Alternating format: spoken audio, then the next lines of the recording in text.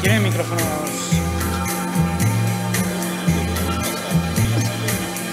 Sí. Vale. ¿Micrófonos de solapa por lo menos uno? Claro. Tenemos solapa para todos.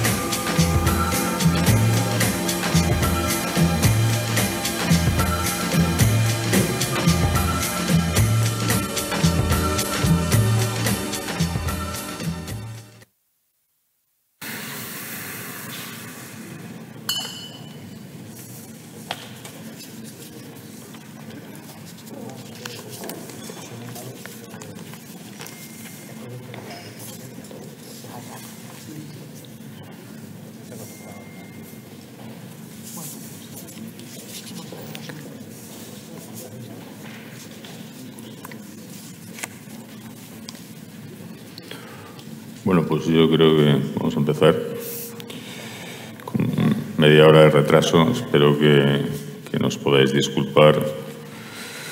Bueno, buenas tardes a todos. A mí me corresponde presentar esta mesa sobre crecimiento y sostenibilidad, o ecología y crecimiento.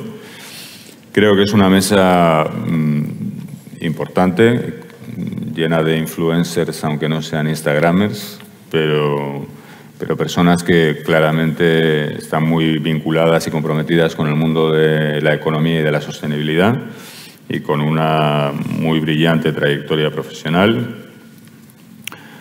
Haré una presentación de cada uno de mis colegas en la mesa a medida que vaya cediéndoles el turno de palabra, pero bueno, nos acompaña Silvia Iranzo, Roberto Fernández Albendea, Soledad Núñez, Damián Carmona y Josep Pucheu. Y ya sin más preámbulos, me gustaría centrar un poco el debate y el coloquio de esta mesa, centrarlo básicamente en una idea: la necesidad de hacer compatible el crecimiento económico, el desarrollo económico y la sostenibilidad.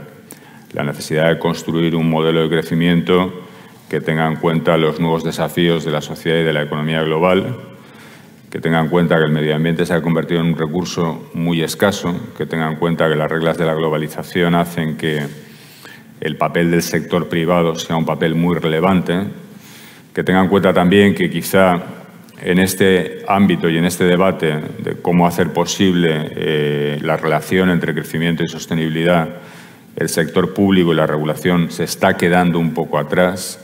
La sociedad civil y las empresas están liderando el cambio e innovando. Y para hacer esa transformación, básicamente, necesitamos incorporar desde una perspectiva liberal, si me permitís que lo plantee así, necesitamos incorporar como dos principios. Uno, más información. Los mercados necesitan más información, necesitan información de calidad para tomar decisiones, dónde invertir, en qué condiciones invertir. Para los consumidores, para tomar decisiones de consumo y poder elegir en función de cuál es el impacto económico, pero también ecológico y social de las actividades de las empresas y de los productos. Y luego quizá también un factor adicional que está muy condicionado con la información y la transparencia, que es empezar a cambiar los precios relativos y empezar a enviar unas señales más claras en términos de precios para que los agentes económicos tomen decisiones adecuadas. Hoy uno de los debates que tenemos a escala global es que el precio de los activos probablemente no refleja la valoración del riesgo real cuando hablamos de riesgos como el cambio climático o también las nuevas demandas sociales, y eso va vinculado también en la necesidad de información. Entonces, quizá voy a intentar plantearos algunas preguntas a todos que tengan también como base al final la importancia de la transparencia, y si llegamos a un punto de encuentro en esta mesa sobre la necesidad de reivindicar y pedir como sociedad civil que tanto con los reguladores como nosotros como sociedad civil contribuyamos y avancemos a mejorar la calidad de la información y la transparencia para hacer posible esta transformación de la economía.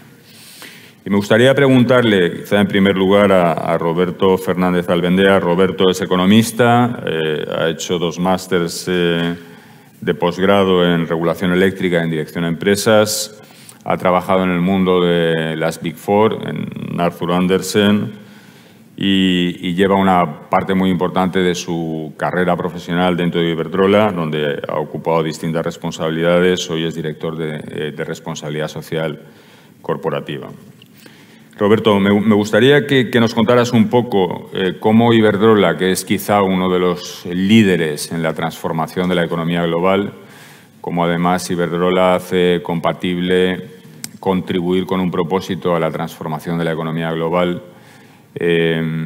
cómo incorpora las decisiones de gestión empresarial criterios como la sostenibilidad, y cómo hace también que haya una coherencia entre la gestión empresarial y la información que se le comunica al mercado.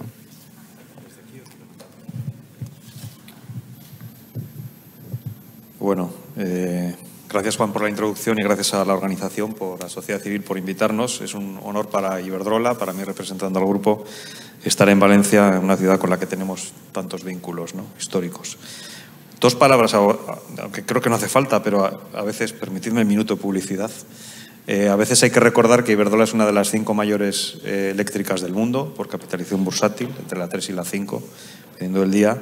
El 50% de nuestro negocio es redes inteligentes, el 30% es renovables, 20% es retail y otras tecnologías. Operamos no solo en España, menos del 50% del resultado lo obtenemos en España, y eso es una suerte en términos de diversificación y de oportunidad de crecimiento, ¿no? Operamos en Estados Unidos, en Brasil, en México, etcétera. Somos un líder en energía renovable y gracias a eso somos el emisor corporativo más importante en bonos verdes, con más de 10.000 millones en préstamos sostenibles, etcétera. Estamos en un plan récord de inversión, 75.000 millones en 6 años, que nos permitirá duplicar nuestra capacidad instalada renovable y multiplicar por 1,6 veces el tamaño de nuestras redes, ¿no? Ese es el contexto. Iberdrola, que es una empresa industrial de hace más de 100 años, llevamos, yo creo que más de una década, integrando en el corazón de la compañía el concepto de responsabilidad social y sostenibilidad. Y lo hacemos desde el propio documento fundacional de la compañía, que son los estatutos sociales. Eso significa que el Consejo y sus accionistas han decidido que forma parte del concepto de compañía un cuidado hacia grupos de interés y hacia el medio ambiente y la sostenibilidad. El artículo 7 de los estatutos, lo resumo muchísimo, dice que el desarrollo de las actividades incluidas en el objeto social, pues que es el tema energético, debe orientarse a la creación de valor sostenible. La creación de valor sostenible para todos los grupos de interés. Y continúa diciendo que el dividendo social, como aportación de valor directa, indirecta, inducida, debe suponer para todos los grupos de interés un avance en su bienestar y, en concreto, una contribución a los objetivos de desarrollo sostenible.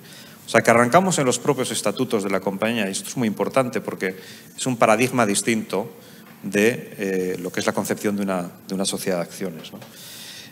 ¿Cómo ponemos en pie eso? ¿Cómo lo hacemos real? Bueno, arrancamos con un proceso de planificación donde lo que hacemos es analizar cuáles son las expectativas de nuestros grupos de interés. Hacemos un estudio interno-externo y concluimos que hay alrededor de 20 prioridades, pero que sintetizaré en 5 o 6. Primera, importantísima, seguridad laboral. Esto es un mantra de nuestro presidente: la seguridad laboral está por encima de cualquier otra consideración.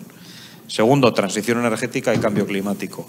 Tercero, desempeño financiero, por supuesto, ¿no? Cuarto, diversidad. Quinto, digitalización. Y 6, inversión responsable. Y así hasta 20, ¿no? Pero estas son quizá las principales. A partir de ahí, estructuramos un plan tenemos un plan que le llamamos de desarrollo sostenible, compuesto de más de 350 tareas o objetivos marcados, medibles, de los cuales hemos hecho públicos en torno a 60.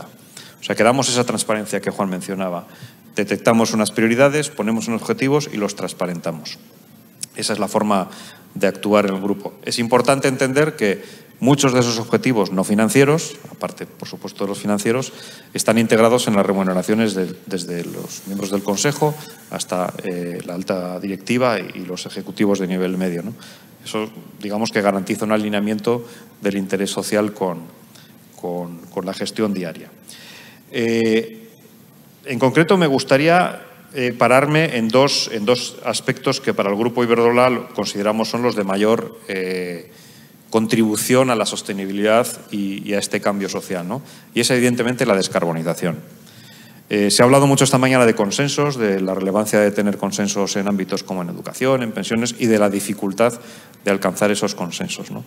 En nuestro caso tenemos una suerte tremenda y es que el consenso existe y el consenso es un consenso europeo. La Comisión Europea y el Parlamento han lanzado, yo creo que conoceréis, su estrategia al 2030, que es una estrategia interesantísima porque pretende reducir un 55% las emisiones de CO2, de carbono, desde el año 90 comparado hasta el año 30, ¿no? Esto significa un cambio radical en la estructura económica de Europa, radical, empezando evidentemente por el sector energético, que es el más fácil de descarbonizar y como lo puede probar Iberdrola, que después de 20 años de descarbonización y 120.000 millones de euros invertidos, pues hoy Iberdrola está 2/3 partes, o sea, un 70% por debajo de las emisiones de nuestros comparables europeos, ¿no? Se puede hacer. El sector eléctrico empieza, pero además del sector eléctrico, la economía tiene que proseguir descarbonizándose a través de la movilidad eléctrica, la electrificación de procesos industriales y pues, electrificación de los sistemas de calefacción domésticos y aire acondicionado, por supuesto, a través de la bomba de calor. O sea que Europa propone unos objetivos muy ambiciosos, 55% de reducción, pero muy conseguibles, y propone medidas inteligentes, desde el apoyo a esas renovables, a la movilidad eléctrica, etcétera, etcétera. Y detrás viene con un paquete de financiación récord. Habréis oído hablar del Next Generation, 800.000 millones de euros para soportar esta transición.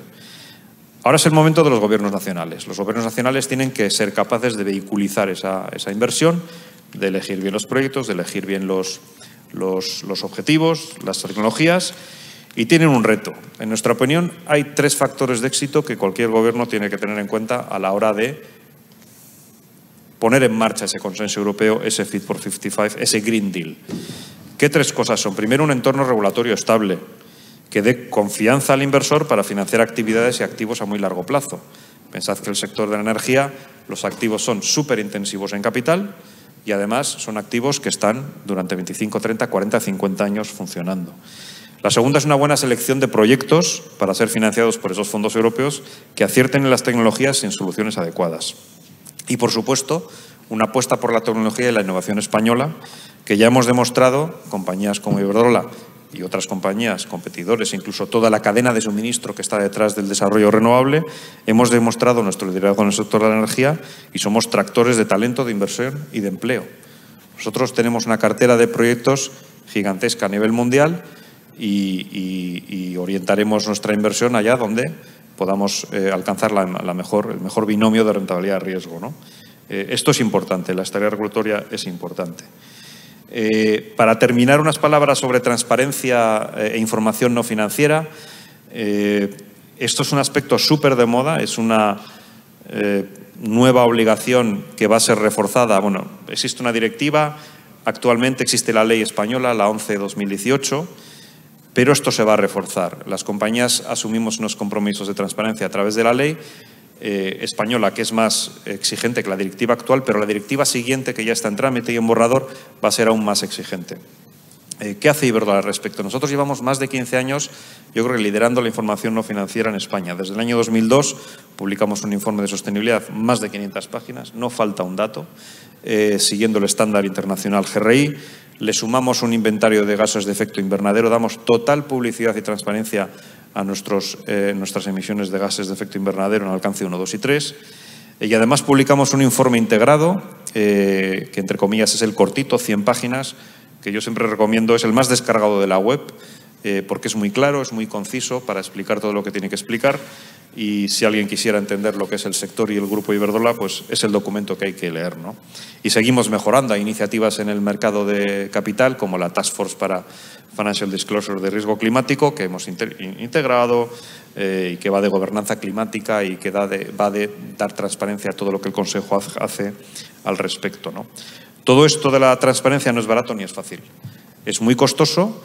Y además estamos sufriendo un momento en el cual hay multiplicidad de estándares. Tenemos el GRI que lleva 15 años, tenemos SASB empujado por los americanos y por BlackRock, tenemos la Unión Europea que le ha encargado a EFRAG hacer su propio estándar. Y lo que estamos empezando a vislumbrar y acordar las empresas europeas, las grandes empresas, es que necesitamos un estándar global, lo más global posible, lo más estandarizado posible, que nos evite costes y inconsistencias, ¿no? El mundo va por ahí, la IFRS, o sea, la Fundación IFRS está trabajando en un estándar y probablemente pues, veamos una convergencia que esperemos que sea lo más rápida posible porque realmente el proceso es costoso, ¿no? Pero bueno, las compañías que estábamos satisfaciendo ese hambre de datos, pues seguiremos haciéndolo y apostando por la transparencia. Muchas compañías que no estaban a este nivel de desglose se van a dar cuenta de lo que es. Y no es fácil. Gracias. Bueno, pues muchas gracias, Roberto. Destaco algunas de las reflexiones que has hecho. Sin duda necesitamos un estándar global para que la información no financiera, la información sobre sostenibilidad en sentido amplio y también sobre el capital intangible de las empresas sea más comparable y los inversores puedan tomar decisiones de inversión con información de calidad, los agentes económicos en su conjunto y sin duda pues esos pequeños avances en la convergencia, mayor colaboración entre algunas de esas organizaciones internacionales lo van a permitir. Me quedo también con una de las cosas que ha destacado Roberto. Iberdrola es líder en bonos verdes, en financiación sostenible y me gustaría, aprovechando ese apunte que ha hecho Roberto también, pedirle ahora a Soledad Núñez que comparta algunas reflexiones con nosotros. Soledad es doctora en Economía por la Universidad de Minnesota en Estados Unidos y por la Complutense de Madrid. Es consejera del Banco de España desde el año 2018.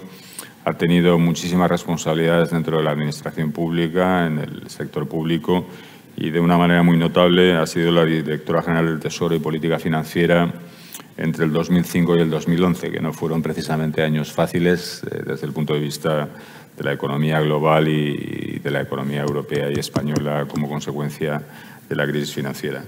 Te diría, Sole, que, bueno, ¿cómo ves el mundo de la financiación sostenible? Sin duda, en fin, hemos recorrido un camino. El primer bono verde, según algunos estudios, es del año 2007. Hoy pues, estamos en emisiones de deuda vinculada a proyectos sostenibles en el entorno de los 700.000 millones de dólares a nivel global.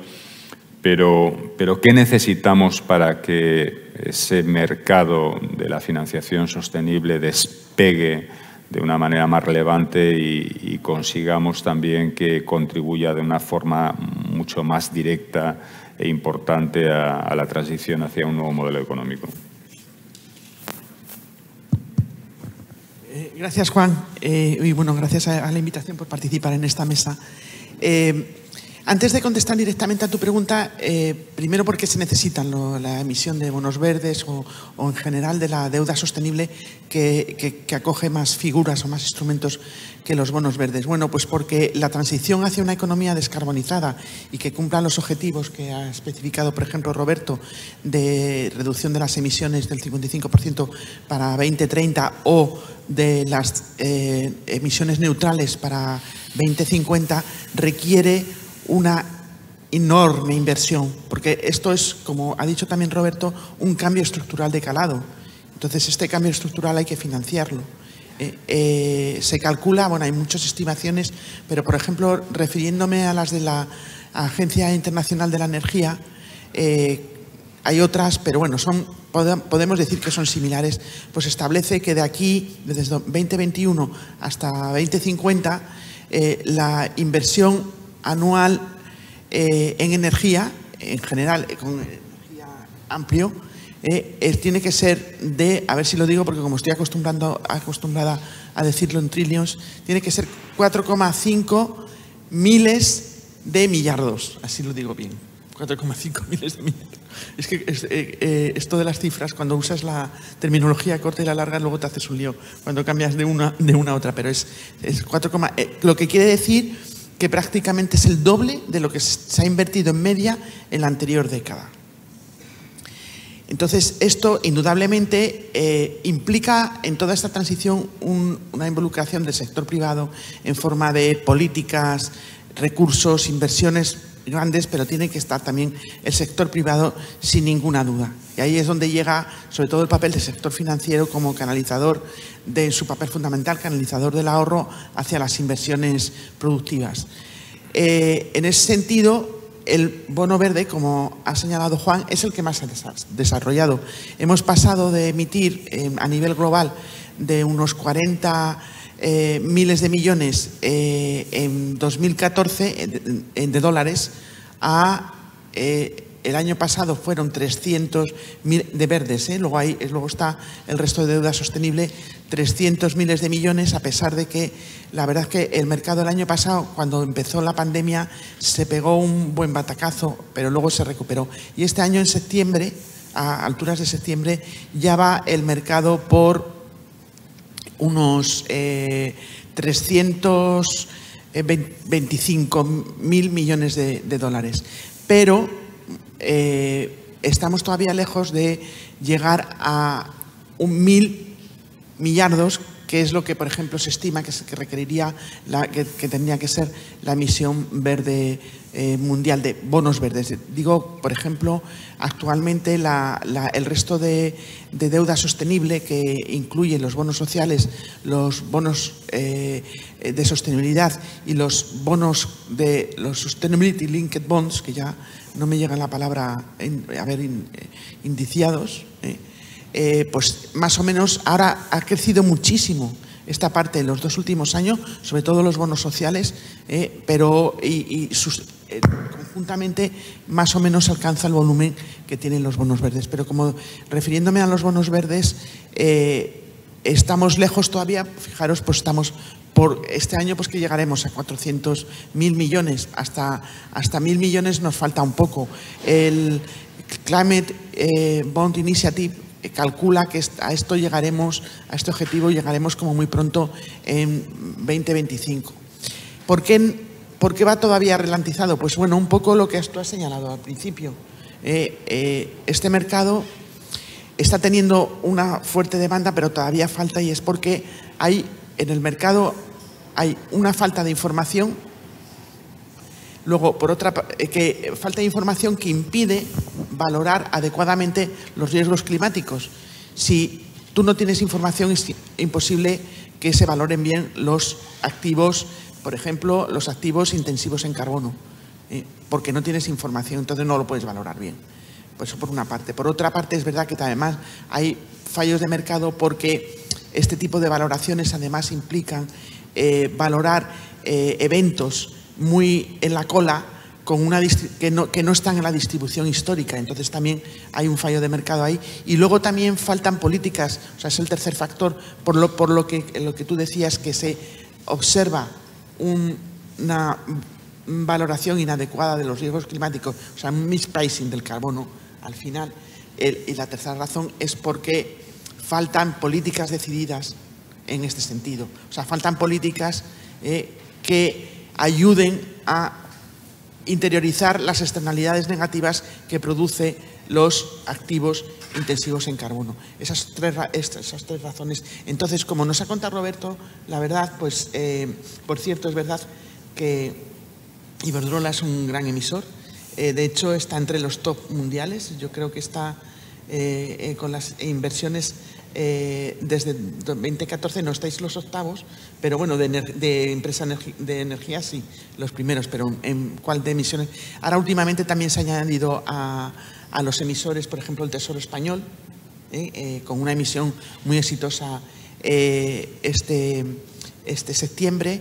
El Reino Unido también ha empezado y hay muchos tesoros ya, el alemán, el francés, que es muy activo, el italiano, el holandés, el sueco, etcétera, etcétera. Y además ahora nos viene uno bastante fuerte, como ha señalado también Roberto indirectamente, que es a través del Next Generation Euro. La Comisión Europea ha anunciado que se emitirán 250.000 millones en euros de bonos verdes en los próximos 5 años y va a empezar en octubre de este año, según anuncia que según lo permitan las condiciones de mercado. Pero como decía, esos 3 elementos están impidiendo que el mercado se desarrolle más. Hay muchas iniciativas para paliar la falta de información. Yo creo que, Roberto, si queréis luego explico más, indudablemente a nivel global se está teniendo como un referente general las recomendaciones del Task Force for Climate Financial Disclosure, que es el grupo que tú has mencionado, pero hay que decir que la verdad que en estas recomendaciones se están basando los reguladores, ya sea como recomendaciones o como regulación obligatoria. Por ejemplo, nuestra ley está basada un poco en esas recomendaciones y la regulación para las entidades financieras por parte de la Comisión Europea también, y la directiva que ahora es una proposal para las empresas no financieras, pues también. Pero hay que decir que esto es muy exigente, o sea, no es fácil, no es decir, bueno, pues yo digo que tengo estas emisiones porque es que hay que informar y además hay que decir primero qué gobernanza llevas.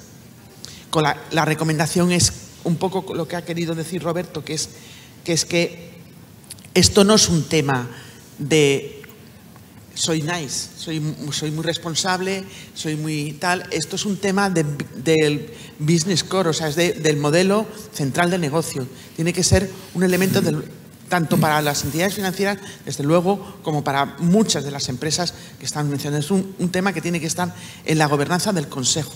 Yo creo que a lo mejor también Silvia nos hablará un poco de esto, que no es un elemento de la responsabilidad social corporativa, el informito que doy hago al año y tal, no.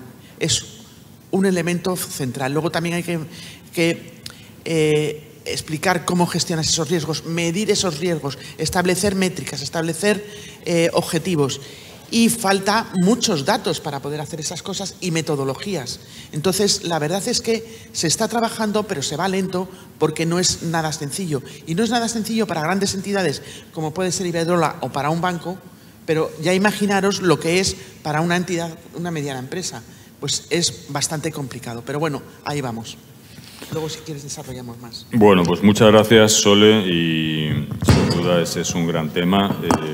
Antes de volver quizá a tocar el tema de la transparencia y que Silvia nos cuente un poco la experiencia que tiene ella y también su experiencia como miembro de un consejo de administración relevante en una empresa como Indra, me gustaría cambiar un poco el tema de fondo y plantearle a Damián Carmona que comparta con nosotros alguna reflexión complementaria.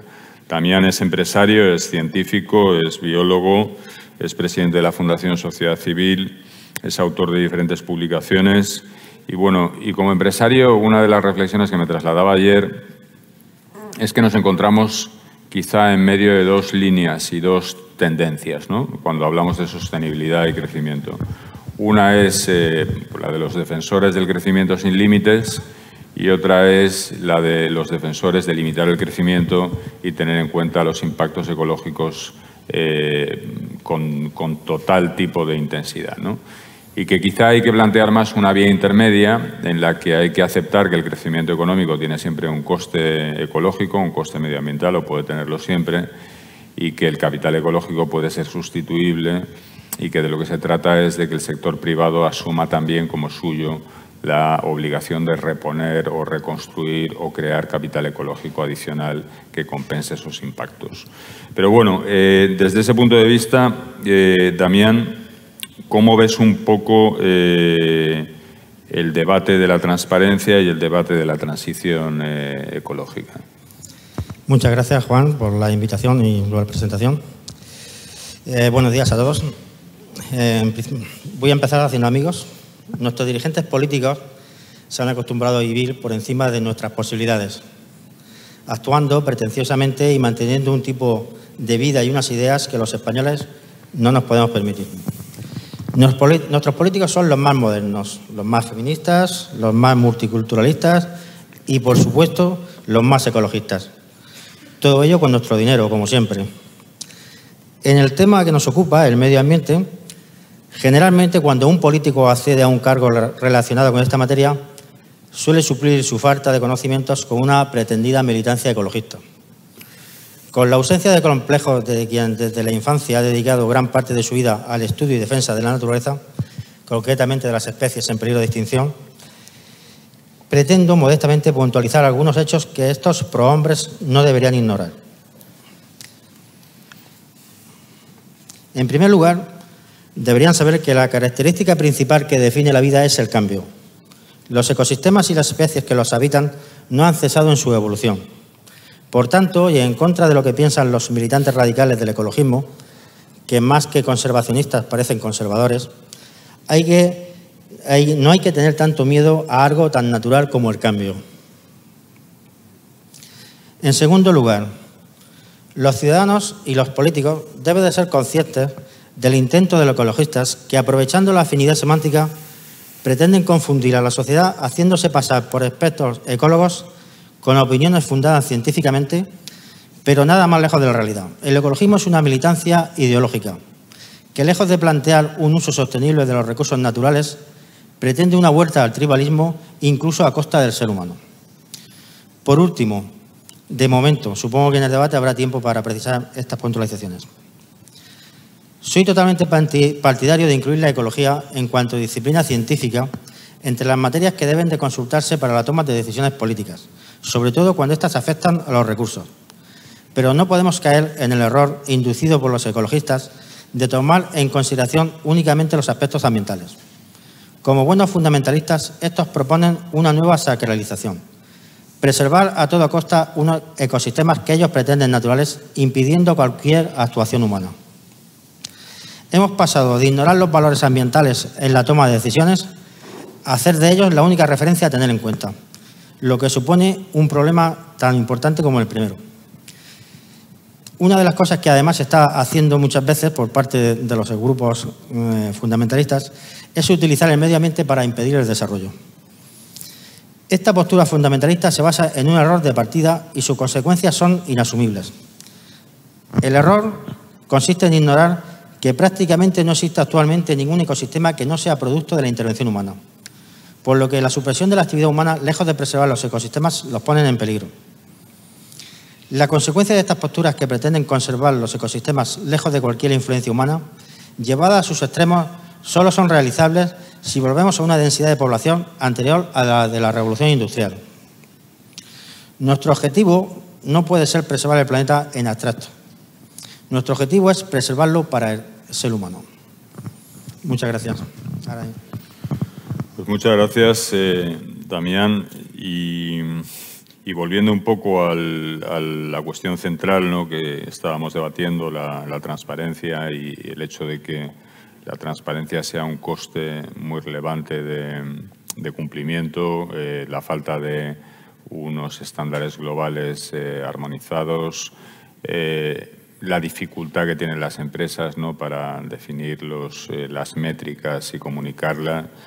Iniciativas como la del World Economic Forum, de intentar definir algunas métricas universales que las empresas puedan utilizar como referencia para que, como decía Roberto, esos informes de sostenibilidad o el informe integrado pues puedan ser más concisos y centrarse más en las cuestiones que son más materiales o más relevantes para crear valor, en lugar de tocar todos los temas, porque en ocasiones el exceso de información es desinformación, ¿no? Y es muy difícil bucear en una memoria de 500 páginas y luego intentar establecer comparaciones con empresas que se mueven en el mismo sector o empresas que se mueven en un sector completamente distinto, ¿no? Me gustaría pedirle a Silvia, que es doctora en Economía y Empresa, técnico comercial y economista del Estado, ha sido secretaria de Estado de Comercio, además mueve en el mundo académico y es consejera de varias empresas, entre ellas Indra, un poco que nos traslade su visión, ¿no?, de cómo piensa ella que el sector privado está contribuyendo a esto y también lo que vemos en el mercado, ¿no?, porque en el mercado lo que empezamos a ver es un cierto activismo, ¿no? Es decir, hay un nuevo activismo, se utilizan además algunas jurisdicciones, el Reino Unido, Holanda, para reclamarles a corporaciones globales una mayor responsabilidad en cuestiones como el medio ambiente, los derechos humanos, ¿no? En los últimos años, antes de la pandemia, empresas como Shell o como Unilever han tenido que hacer frente a demandas en jurisdicciones como el Reino Unido por cuestiones medioambientales y cuestiones de derechos humanos.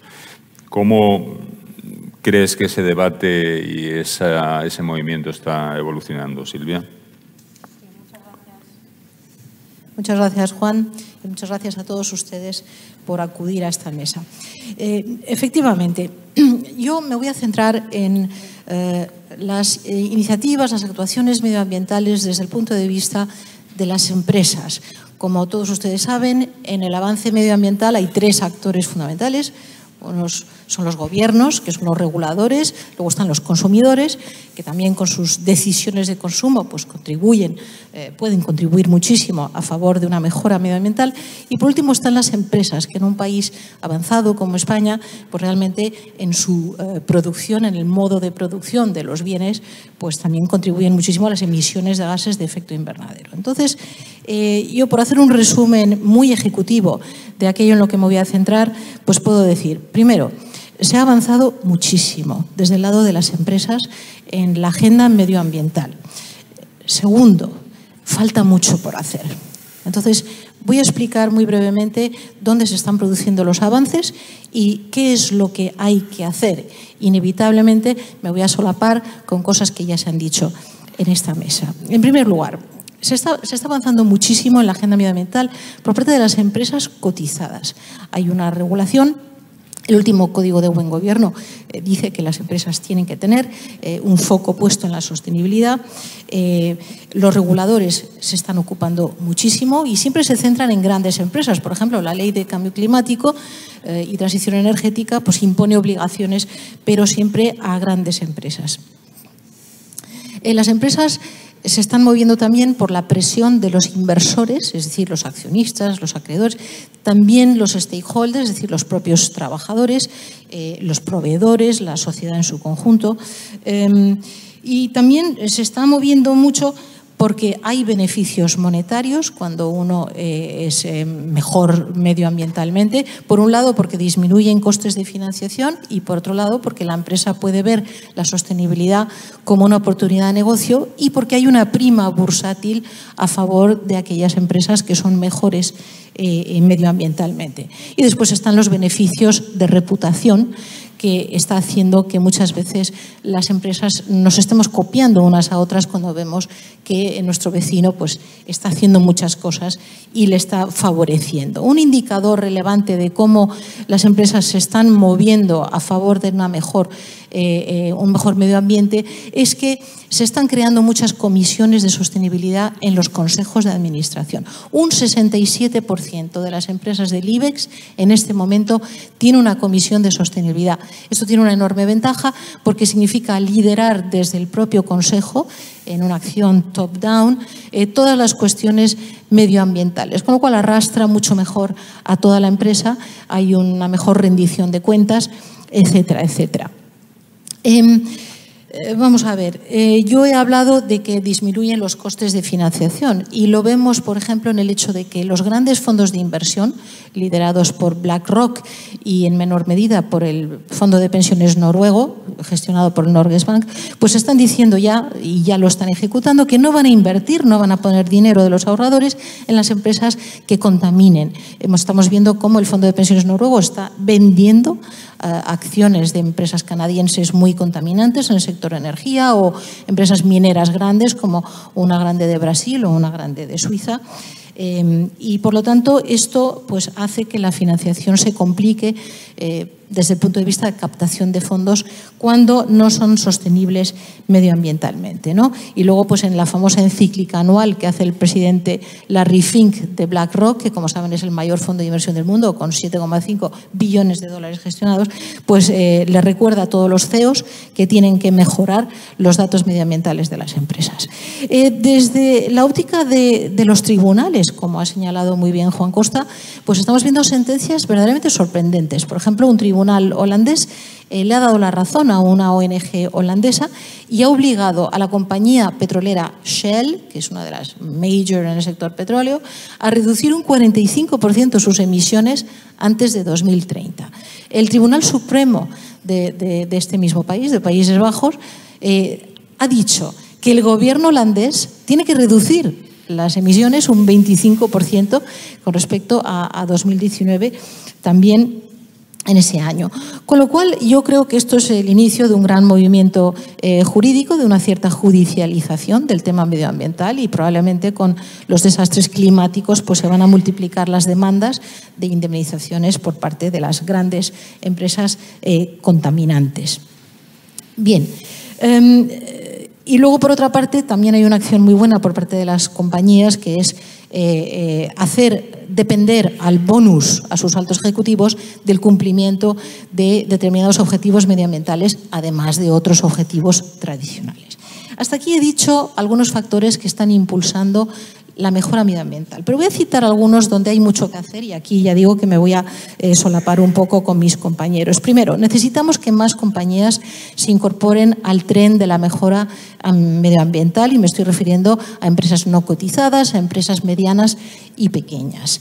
En este sentido, pues bueno, yo soy optimista porque las grandes empresas van a hacer de cabeza tractora y además reducir emisiones al alcance 3, que es un concepto un poco técnico, pero significa las emisiones de tus proveedores, pues va a hacer que se reduzcan las emisiones en toda la cadena de valor. El problema son las pymes o las medianas que no suministran a ninguna grande.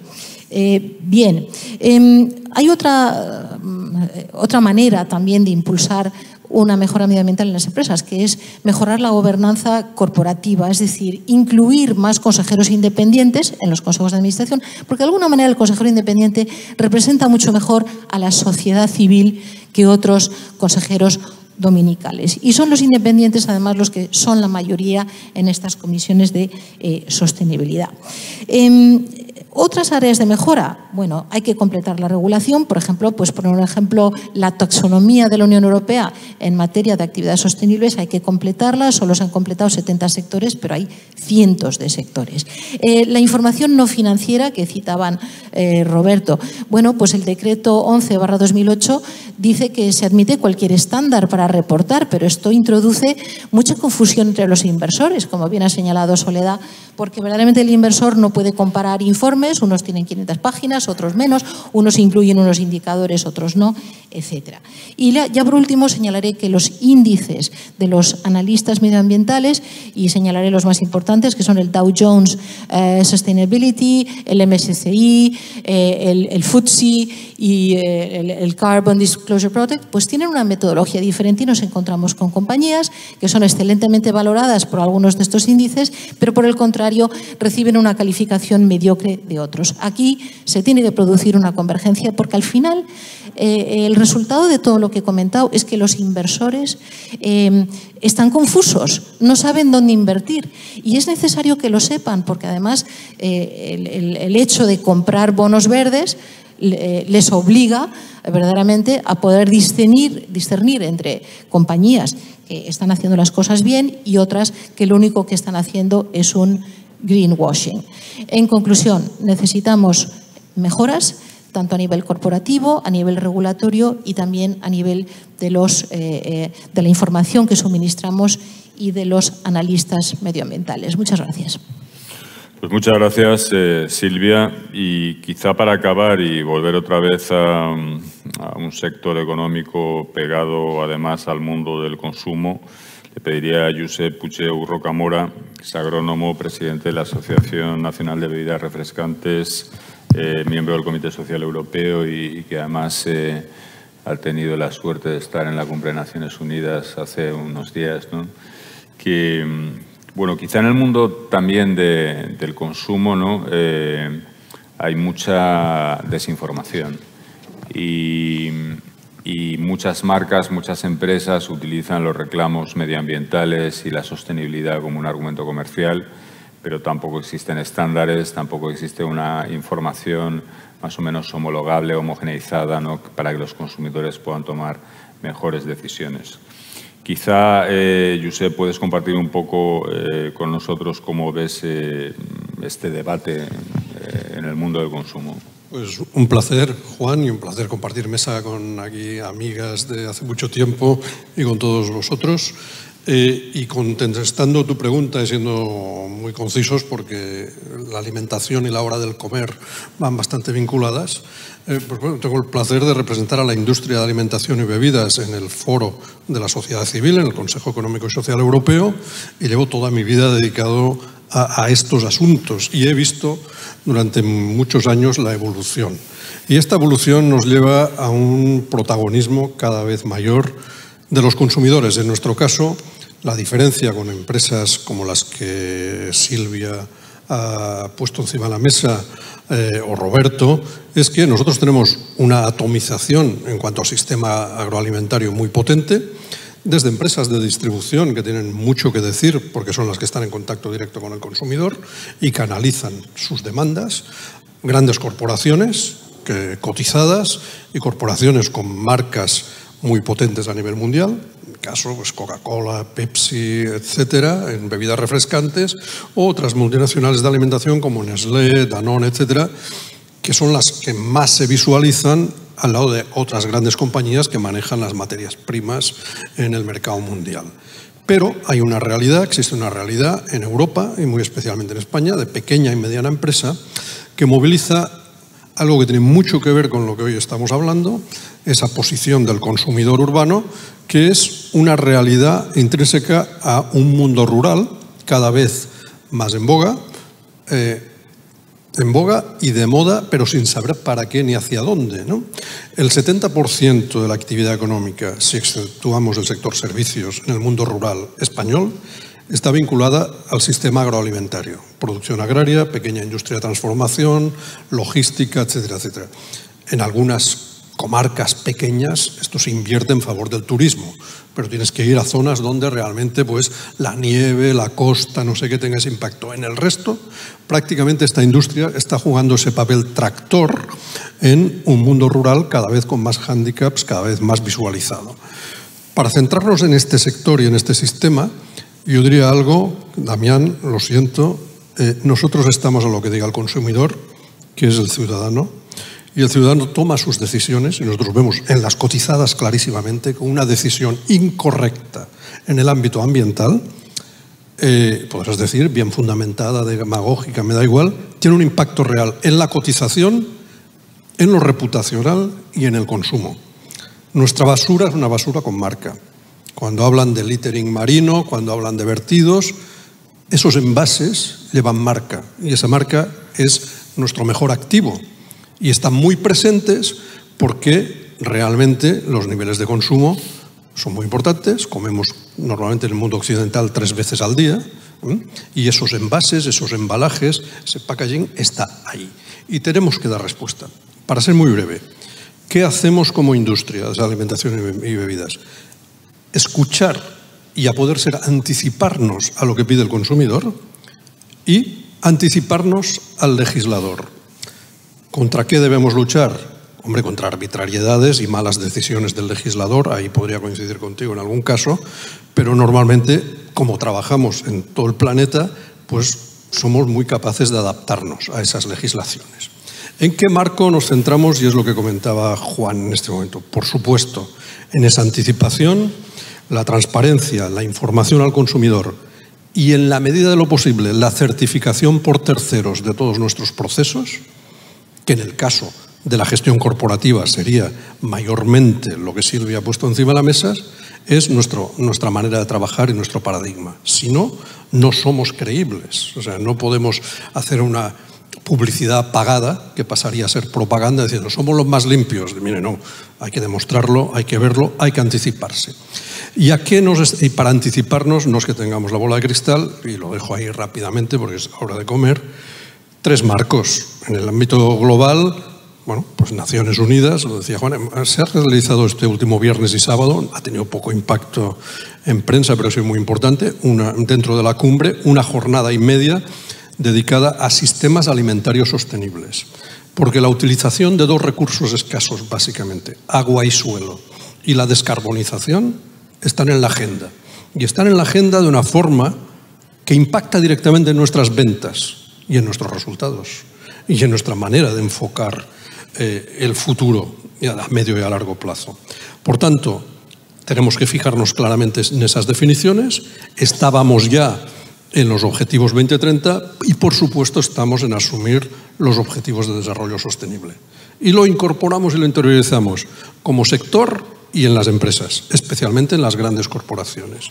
Punto 1. Y a nivel local, para mí el nivel local es el nivel europeo, pues tenemos que fijarnos en por dónde quiere implementar sus políticas la Comisión, que al fin y al cabo es el órgano ejecutor, es el Ejecutivo, Parlamento y tal, estamos más el propio Consejo siguiendo esas directrices, y ahí con la Comisión von der Leyen vimos que con la incorporación, 2 minutos Juan, menos, con la incorporación de un vicepresidente muy potente, que fue candidato a presidente, Franz Timmermans, la agenda verde se imponía. Tampoco gratuitamente, porque grandes países como Alemania y como Francia, Países Bajos, los nórdicos, estaban empujando en esa dirección, y se lanza una línea política que es el Green Deal, que nosotros tenemos clarísimamente que debemos encajar en ellos. Y dentro del Green Deal, 2 estrategias. La de biodiversidad, que pone en cuestión nuestros sistemas de aprovisionamiento, por tanto debemos actuar acorde a la estrategia de biodiversidad. Y por otro lado, pues la política muy local de Farm to Fork, a la cual nos hemos visto obligados, de la granja a la mesa, a darle la vuelta, porque si no íbamos a un modelo alimentario que generaba grandes dificultades. Iba a decir una cosa que queda muy mal decirlo, y menos en streaming. Nos ha venido bien. No nos ha venido bien, pero la COVID ha puesto de relieve que un sistema agroalimentario potente y bien estructurado, con capacidad de producción próxima al consumidor, con capacidad de logística bien vertebrado con la distribución comercial y con un nivel de implementación muy sólido financieramente, estratégicamente, a nivel de producción y a nivel de recursos humanos, ha dado respuesta en una situación de crisis extrema a un continente, en este caso Europa, donde no ha habido ningún problema de déficit de abastecimiento en momentos de altísima tensión y con todos confinados, ¿no? Bueno, esto, insisto, ha servido para poner en valor este sistema agroalimentario. En España es prácticamente el primer sector manufacturero, pero a nivel de Unión Europea estamos entre los 3 primeros sectores, con grandes corporaciones y muy pequeña y mediana empresa vertebrada y colocada en el territorio. Y insisto, a lo que nos trae hoy aquí, nuestros objetivos son los que marcan los ciudadanos, que son todos nuestros consumidores, y esos objetivos están ahí. Si no fuésemos capaces de dar esa respuesta, estaremos perdiendo la opción de futuro, la opción de mercado. Por tanto, ahí tenemos la apuesta absoluta en ir incluso por delante de la legislación, por delante. Debemos explicarlo, evidentemente, para que esto, tanto los inversores, nuestros socios, como los consumidores lo comprendan, e intentar, en la medida de lo posible, pues intentar esquivar regulaciones arbitrarias o sectarias, como tú decías, Damián, pero esa es nuestra función y en eso es lo que estamos. Gracias. Si es 1 minuto, porque estamos ya fuera de tiempo, Damián, sabía que ibas a querer decir algo. Pensaba yo hacer una puntualización, pero bueno. Muchas gracias. En ningún momento yo me puedo oponer a que vosotros hagáis todo lo posible por no contaminar, y menos cuando aún todavía resulta que lo hacéis y eso os potencia las ventas, y es mejor, lo hacéis incluso consiguiendo más ventas. Nadie tiene ningún problema en eso. Ni tengo ningún problema en que, desde un punto de vista muy europeo, nos propongamos la descarbonización, y estoy totalmente de acuerdo en hacer lo que se pueda. Lo que yo digo es que también hay que tener cuidado con ser excesivamente fundamentalista, porque como todo el mundo sabemos, es un problema global. Ahora mismo quien contamina es China, quien contamina es la India, quien contamina es Estados Unidos y Europa precisamente es la que menos contamina. ¿De qué sirve que nosotros seamos los mejores, los más buenos, cuando realmente el problema lo producen otros? Yo digo que sí, vamos a hacer todo lo que podamos, pero sin poner en peligro nuestro desarrollo. Desarrollo sostenible, empieza en desarrollo y luego sostenible. Eso es lo que estoy diciendo, no que no hagamos todo lo posible por conservar el medio ambiente. Pero vamos a también tener en cuenta que, por ejemplo, ahora mismo la electricidad, pues todo el tema del carbono, pues los ciudadanos tampoco quieren pagar a lo mejor la electricidad al precio que la están pagando. Y eso también son los ciudadanos y los consumidores los que no están de acuerdo con eso. Y no quiero ocupar más tiempo. Sí, ni abrir más debates, que yo creo que ya estamos en un momento... Bueno, pues yo quiero agradecerles a Roberto, a Sole, a Silvia, a Damián y a Josep que hayan participado en esta mesa. Creo que ha sido muy interesante escuchar su punto de vista y sus aportaciones. Creo que hay una coincidencia generalizada en el hecho de que necesitamos más información y de más calidad para avanzar en esa transición hacia una economía que sea más sostenible. Hoy la única información que está estandarizada es la información financiera. La información financiera, sin embargo, refleja una parte muy limitada del valor de las empresas y del valor de la economía y, por lo tanto, necesitamos que haya iniciativas que ayuden a converger a todo ese panorama de organizaciones internacionales, incluyendo IFRS y las iniciativas de la Unión Europea, que avancemos en la definición de un estándar más global para la información sobre sostenibilidad en sentido amplio, ¿no? Creo también aquí que la innovación del sector privado es crítica. Si el sector privado no innova y no ayuda a los reguladores a que tengan bueno, pues ideas y un campo de pruebas, va a ser muy difícil que la regulación tome decisiones. Creo que está claro que en este ámbito el sector privado va por delante de los reguladores y de los políticos. Como decía Damián, bueno, pues cuando estás en política probablemente tienes que asumir la responsabilidad de saber mucho más que los demás si quieres tomar decisiones adecuadas y correctas, ¿no? Y me quedo con una pequeña reflexión y una recomendación de un libro también, cogiendo alguna idea de Damián, ¿no? Que es la necesidad de escuchar un poco a la vida, ¿no? Para pensar en los modelos de desarrollo económico y en la política económica. Probablemente la política económica, es decir, habría que intentar sumar la ecología como una parte de la política económica o el desarrollo sostenible en una parte de la política económica y no tener silos en los gobiernos y compartimentos estancos. Ese libro es de un científico británico que se llama James Lovelock, se llama La venganza de la tierra. James Lovelock utiliza un poco una parte de un apunte que ha hecho Damián, que es la tierra a través de la cooperación entre todos, donde el hombre juega un papel, obviamente. Bueno, pues ha construido una maquinaria capaz de evolucionar en equilibrio, adaptarse y crecer, ¿no? Y de la cooperación de todos es de cómo podemos salir más fortalecidos y hacer frente a los desafíos a los que nos enfrentamos.